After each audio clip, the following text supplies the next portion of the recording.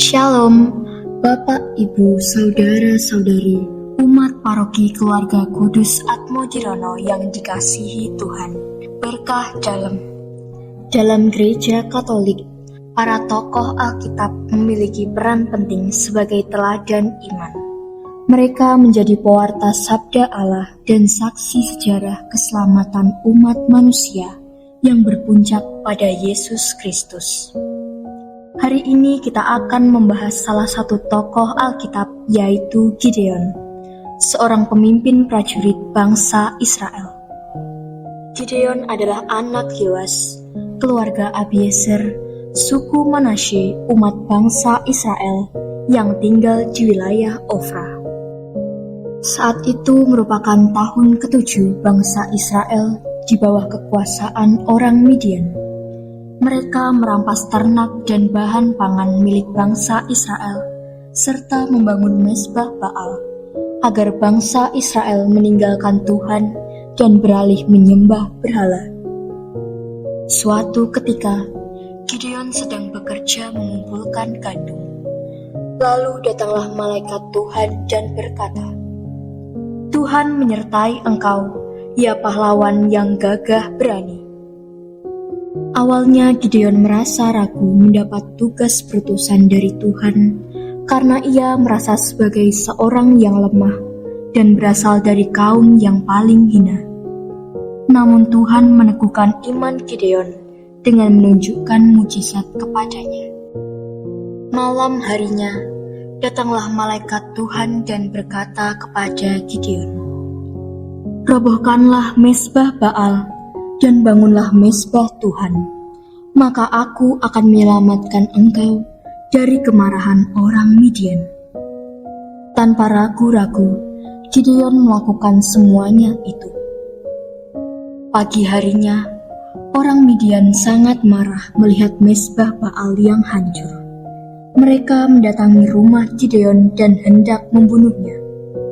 Tetapi dengan perantaraan Tuhan, Yoas ayah Gideon membela Gideon dan mengusir semua orang Midian itu.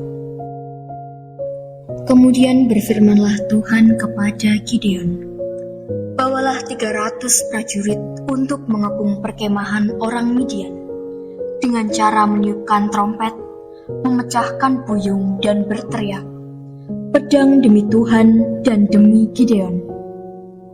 Gideon pun melakukan seperti yang difirmankan Tuhan. Para tentara Midian yang mendengar itu menjadi gemetar dan panik. Mereka berteriak ketakutan dan lari untuk menyelamatkan diri. Dalam pengepungan itu, Gideon berhasil menjatuhkan 2 raja Midian, Oreb dan Zeb. Sementara Raja Zebah dan Salmuna berhasil melarikan diri. Kemudian Gideon memimpin ke-300 prajurit tersebut dan melanjutkan pengejaran ke sungai Yordan.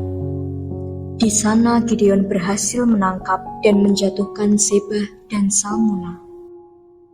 Setelah kemenangan Gideon, orang-orang Israel ingin menjadikannya sebagai raja.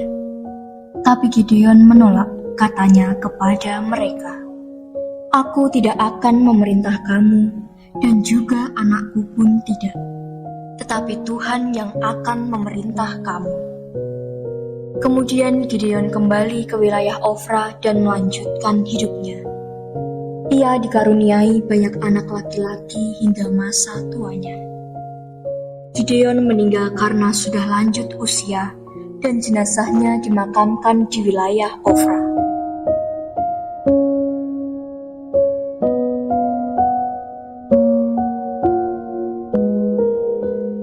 Bapak, Ibu, dan saudara-saudari terkasih, kisah hidup Gideon mengingatkan kepada kita bahwa Tuhan mampu memakai orang yang tampaknya lemah dan sederhana untuk melakukan karyanya yang besar, sehingga kita tidak perlu meremehkan diri kita sendiri.